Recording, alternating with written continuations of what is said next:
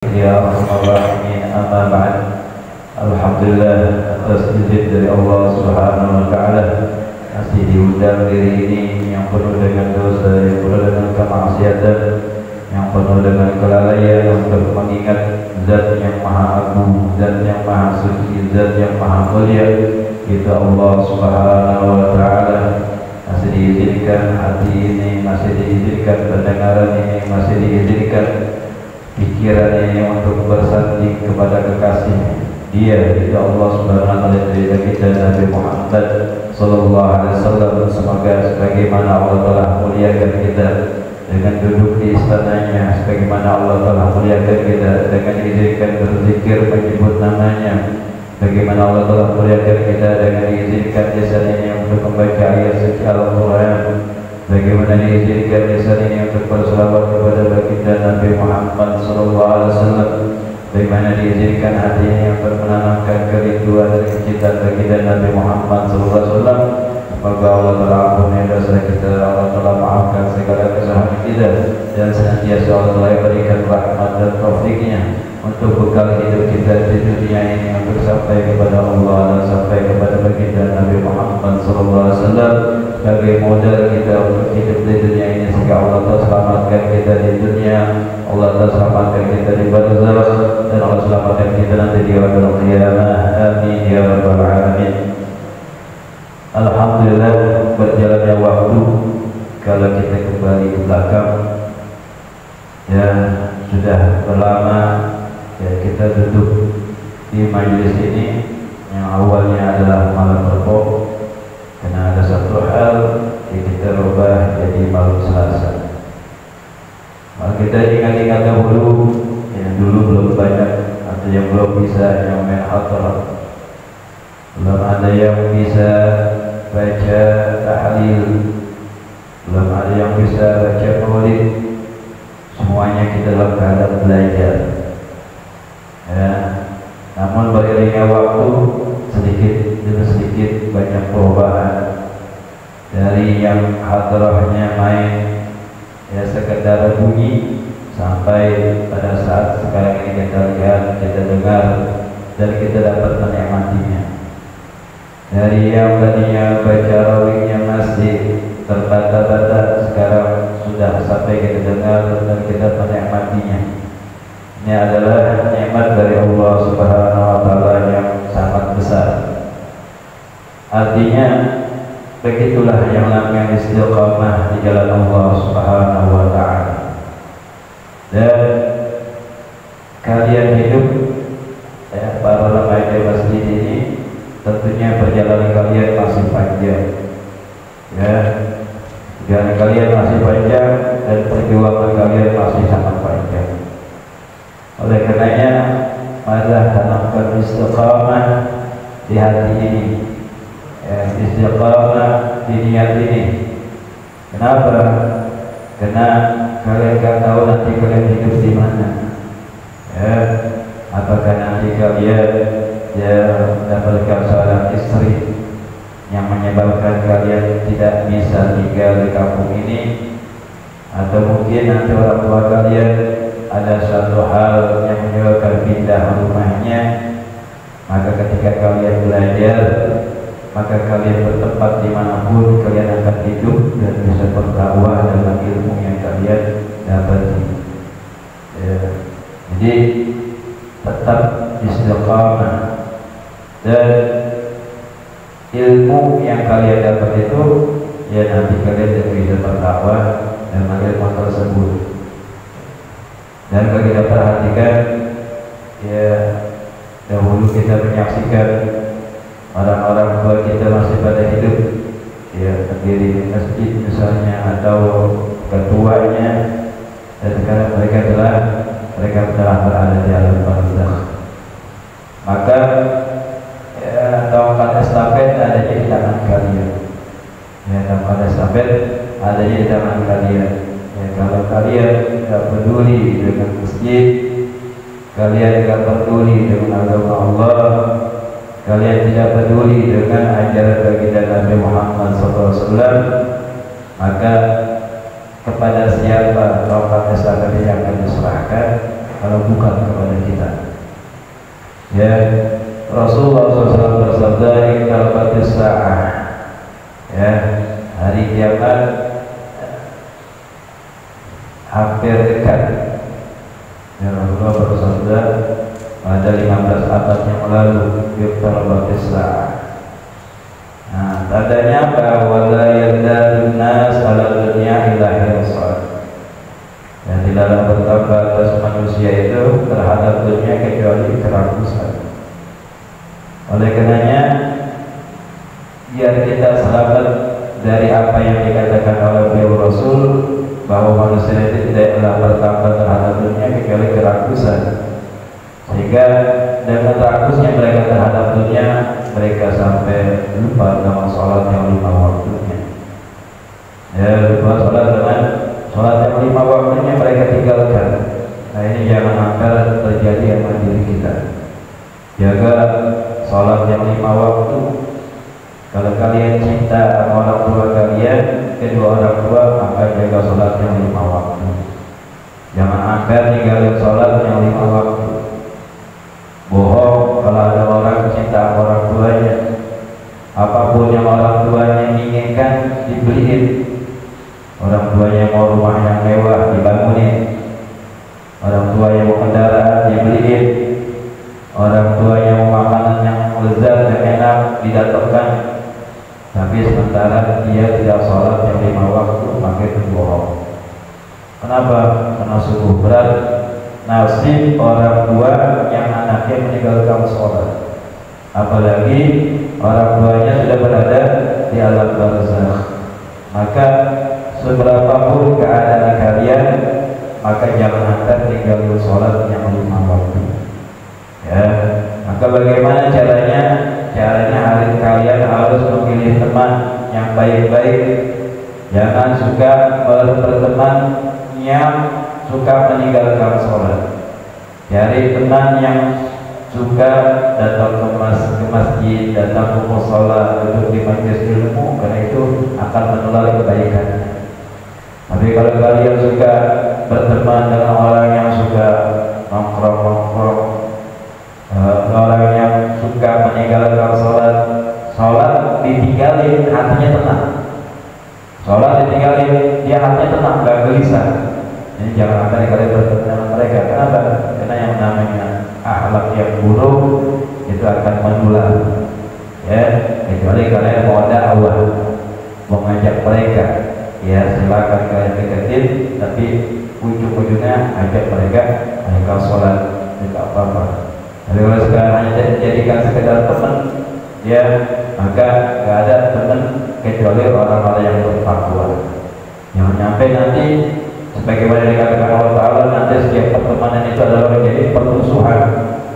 Nanti di akhirat saling menyalahkan, ini gua nih masuk neraka gara-gara lu kenalin gua dengan minuman keras, lu ngajak-ngajak gua nggak sholat, akhirnya sampai begini, akhirnya salah-salah, lu nggak mau begitu. Jadi ya salah satu yang termasuk rakus terhadap dunia itu adalah orang yang meninggalkan sholat. Terus apa lagi? Kelalaian dia terhadap negeri akhirat, ya dia lupa dengan negeri akhirat.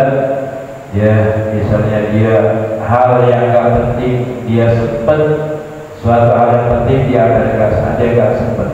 Nah ini namanya dia rakus terhadap dunia. Dia lupa dari negeri akhirat. Ya maka ya dari sekarang ini kita tanamkan di hati kita, biar kita ini ada perhatian dengan agama Allah Subhanahu wa Ta'ala. Ya karena ya kedepannya itu semakin berat fitnah yang ada di muka bumi ini. Ya nanti yang terberat adalah fitnah Dajjal, yang paling terberat. Ya. Terus apa lagi? Wala yazdadu minallah ya illa bu'da, dan tidaklah mereka ya bertambah kepada Allah kecuali kedekatan mereka kepada Allah kecuali jauh. Nanti orang mendatang hari kiamat bukan malah dekat sama Allah Ta'ala, tapi malah jauh. Ya, masjidnya udah dibangun mewah, ya, berupa hambalnya, berupa AC-nya, berupa bangunannya, ya, tapi ya orang dalam masjid nggak ada yang betah, ya, ada yang betah. Kenapa? Karena hatinya udah jauh dari Allah Subhanahu Wa Taala. Ya, kalau hati udah jauh, maka susah dekat dengan Allah Subhanahu Wa Taala. Nah, makanya ya para remaja ditanamkan istiqomah di hati kalian, ya, di jalan Allah dan jalan baginda Nabi Muhammad Sallallahu Alaihi Wasallam. Dan yang namanya istiqomah itu ya memang berat. Ya, yang namanya istiqomah itu adalah sangat berat. Ya, maka dikatakan al-istiqomah khairun min alfi karamah.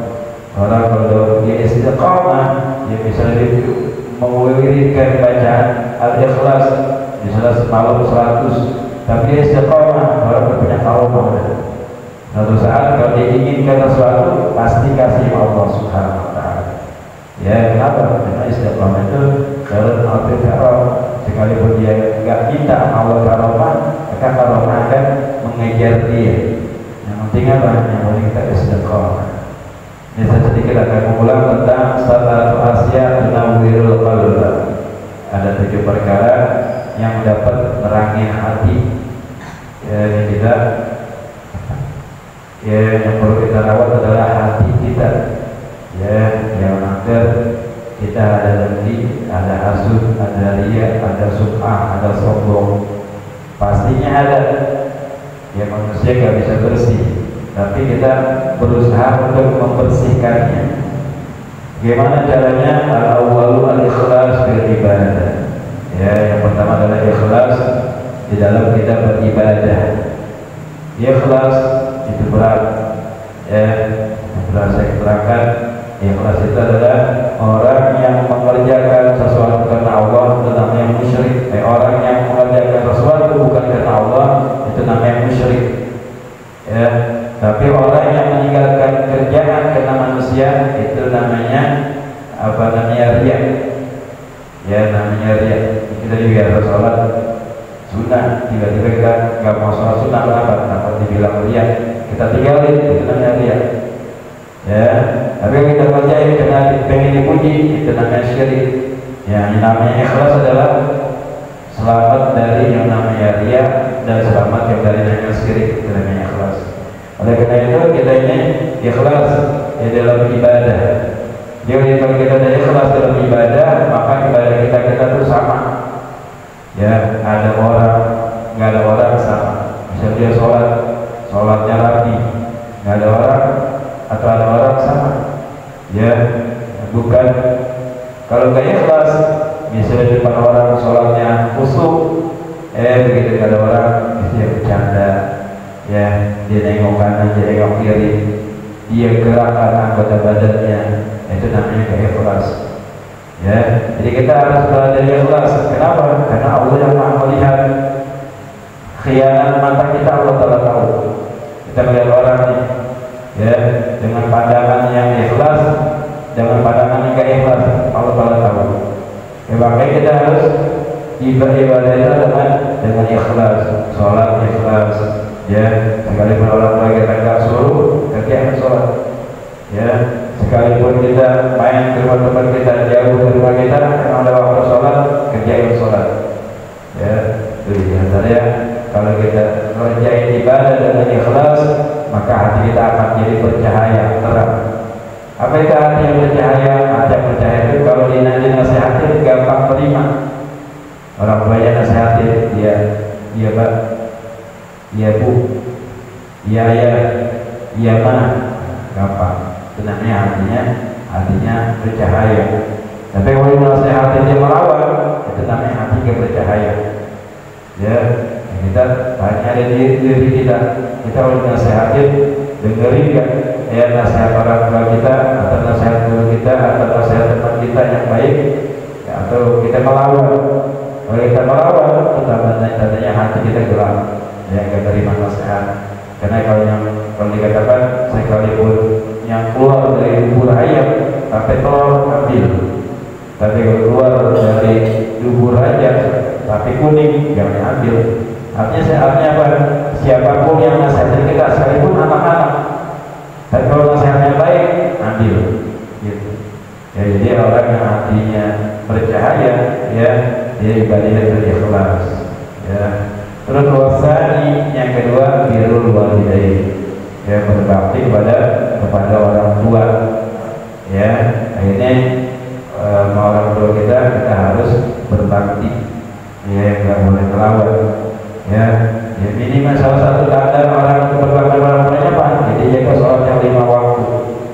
Kalau dia jaga sholat yang 5 waktu, itu tandanya anak itu berbakti sama orang tuanya. Kenapa? Karena dengan sabar dia jaga sholat yang 5 waktu, maka orang tuanya terselamat ya, terselamatkan dari siksa Allah Subhanahu wa taala, terselamatkan dari murka Allah Subhanahu wa taala. Kenapa? Karena kewajiban orang tua itu memerintahkan anaknya kalau umur 7 tahun. Dia wajib merintahin anaknya. Tapi kalau umur 10 tahun bukan perintahin lagi. Kalau dia ninggalin sholat, maka dia wajib pukul anaknya. Jadi pukul anaknya oleh orang tuanya dengan pukulan yang tidak membahayakan, yang tidak membuat patah tulangnya. Wajib pukul. Ya. Tapi kalau seandainya orang tuanya nggak ngajarin begitu, ya, maka tuh nanti dia berdosa. Dan masalah orang anaknya meninggalkan sholat, akhirnya jadi dosa. Makanya kalau kita kepingin orang tua kita berdosa, ya kita jaga sholat yang 5 waktu. Mungkin dulu orang tua kita selama kita masih belum balik nggak perintahin kita sholat, ya maka kita jaga sholat yang 5 waktu itu. Jangan saat kita ninggalin sholat nanti dia jadi berat ya di negeri akhirat. Maka bukti anak yang berbakti orang tuanya dijaga sholat yang 5 waktunya. Apalagi orang tuanya udah meninggal ya, sama sholat subuh jangan sampai kita ninggal. Seberapa pun kita bangun, wah saya bangun setengah 7, kerjain setengah 7. Wah sholat setengah 8, kerjain setengah 8. Bahkan setengah 9, kerjain setengah 9 ya. Jangan pakai dia ini waktunya udah habis ya, udah nggak sholat aja kan ya. Seberapa kita bangun kita kerjain ya, tapi jangan kita sengaja ya udah sholat seberapa kita bangun kita kerjain. Ayahnya saya masih ngantuk, saya kerja itu nanti dosa ya. Dari wasiat itu kan diantara ya apa namanya yang uzur sholat itu adalah tertidur ya. Maka kalau kita bangun kesiangan tetap kita kerjain ya. Setelah itu kita taubat dan Allah Subhanahu wa taala karena sudah mengerjakan sholat di luar waktunya. Jangan sampai kita mengulangi lagi ya. Jadi di antara tanda anak kita berbakti orang tuanya jaga sholat yang 5 waktu, jangan sampai ditinggal ya. Wasali silaturahim yang menyambung silaturahim. Yang kita ada silaturahim ya sama muslim kita bersilaturahim. Wa rabi'an la yudhi'a umrahu bil ma'siyah. Jangan habisin waktu, jangan habisin umur di dalam maksiat kepada Allah Subhanahu wa taala. Jadi umur kita nih ya kita jangan pandang wah saya masih muda ya, yang namanya ajal masih jauh, jangan pandang begitu. Karena yang namanya ajal kita nggak tahu, ada kalanya yang muda duluan, yang tua belakangan, ada yang tahu. Maka kalau kita ingin hati kita bercahaya, maka kita jangan habisi umur kita di dalam maksiat kepada Allah Subhanahu wa taala. Karena orang yang pemuda yang menghabiskan umurnya di dalam ibadah kepada Allah Subhanahu wa taala, nanti di hari kiamat dapat naungan. Ya, di hari yang ada naungan kecuali naungan Allah Subhanahu wa taala. Ketika orang kepanasan, dia kepanasan. Kenapa? Karena masa mudanya dia itu dihabiskan beribadah kepada Allah Subhanahu wa taala. Ya, di kita ngerem. Wah, nih saya kalau main sama dia kayaknya nih diajaknya begini mulu nih. Ya, dan tinggalin. Ya, lebih baik tidur kita jadi ibadah dibandingkan kita harus bergaul dengan teman akhirnya terjerumus dalam kemaksiatan. Matanya jadi melihat sesuatu yang diharamkan, tangannya bisa memukul atau menyakitin orang, lisannya jadi berkata-katanya enggak mendapat ridho Allah dan ridho Rasul. Jadi kita tidur kita jadi ibadah karena kita menghindar dari maksiat. Jadi selagi masih muda jangan kita habisin umur kita dalam maksiat. Kenapa saya ngomong begini? Ya, karena kebanyakan ya keadaan itu begini. Kalau kita keluar ya apalagi malam-malam Ahad ya itu orang yang SMP, kakak SD berombolan ya ke sono kemari, bahkan mereka nongkrong di sana di sini ya. Nah itu kemungkinan besar buat kemaksiatan itu lebih besar ya, buat hal yang membahayakan itu lebih besar ya. Maka lebih baik kita tidur, lebih baik kita di rumah itu lebih aman. Kenapa? Karena di zaman fitnah ini orang lebih aman di rumah daripada dia keluar rumah. Di rumahnya pun masih dapat fitnah, apalagi dia keluar. Ya lebih baik kita di rumah daripada kita jalan ke sana kemari ya di dalam maksiat kepada Allah Subhanahu wa taala.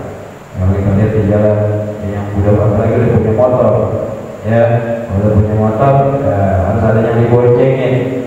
Kalau diboncengin laki gak apa-apa ya, yang diboncenginnya misalnya perempuan ya, pulangnya jam 12 ke atas. Nah ya hati-hati ya, bikin hati kita jadi gelap gitu. Jadi jangan habisin umur kita ini di dalam maksiat kepada Allah Subhanahu wa taala.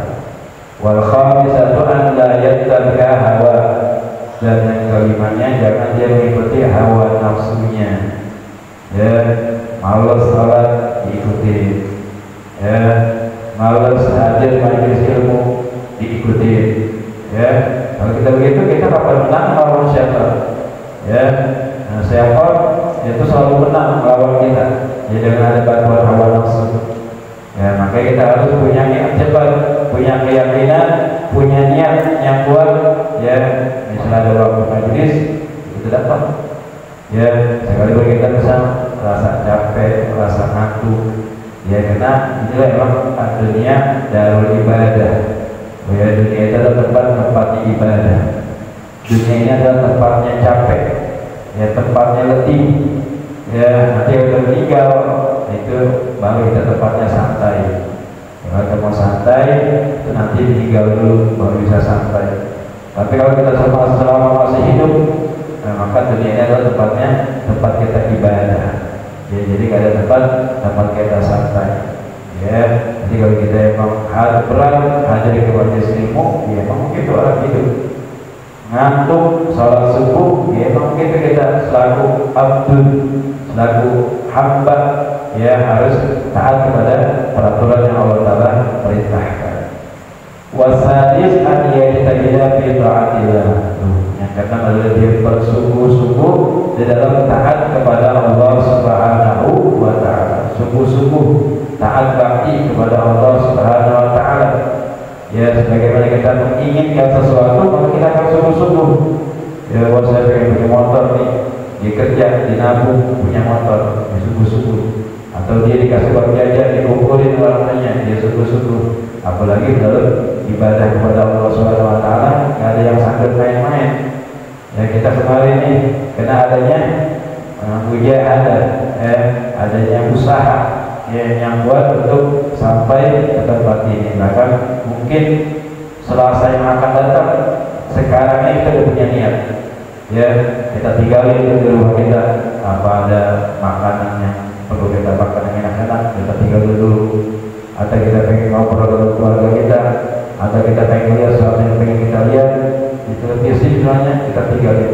Ini salah satu atunya mujahadah kita ya, bersungguh-sungguh dalam taat bakti pada Allah Subhanahu wa taala. Wasabir, dan yang ketujuhnya adalah an yuksira zikrullah, dia memperbanyak zikir kepada Allah Subhanahu wa taala ya. Jadi sekarang ini selama masih muda ya, apa namanya remaja, banyak berselawat banyak berzikir, kalau dalam sembahyang ikuti zikir-zikirannya. Ya, kenapa? Dan nanti ketika dewasa, ketika menjadi orang tua, dia sudah hafal ya urutan-urutannya. Ya, ketika dia di rumah, dia bisa mempraktekannya. Salah satunya begitu. Karena itulah yang membuat kita beruntung di akhirat nanti. Karena itulah yang membuat kita bahagia dan membuat kita selamat hidup di dunia maupun di akhirat. Ya, jadi ya sekali lagi saya ulang ya bahwa kita ini dahulunya adalah sedikit, tidak bisa apa-apa ya, namun alhamdulillah dengan ada istiqamah ya, yang bisa menghafal sudah pada lancar, yang belum bisa baca tahlil sudah bisa baca tahlil, yang belum bisa baca maulid sudah bisa baca maulid, maka teruskan istiqamah lah ya di dalam dakwah ini.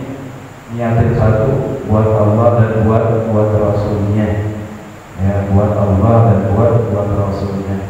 Karena kalau bukan karena Allah dan karena Rasulnya, maka kerjaan kita ini hina.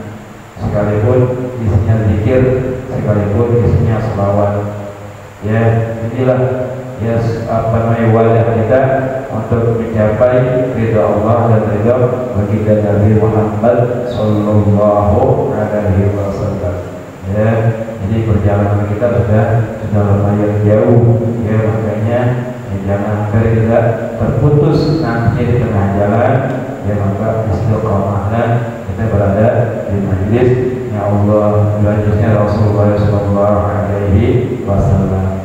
Karena maulid yang kita baca ini yang kita sudah terjadi menurut kita gaji keluar, dan tentunya beliau telah mendapatkan sanadnya dari Habib Umar bin Muhammad bin Salim bin Habib bin Syekh Abu Bakar. Jadi insyaallah di dalam lindungan Sayyidina Habib Umar bin Muhammad bin Salim bin Habib bin Syekh Abu Bakar.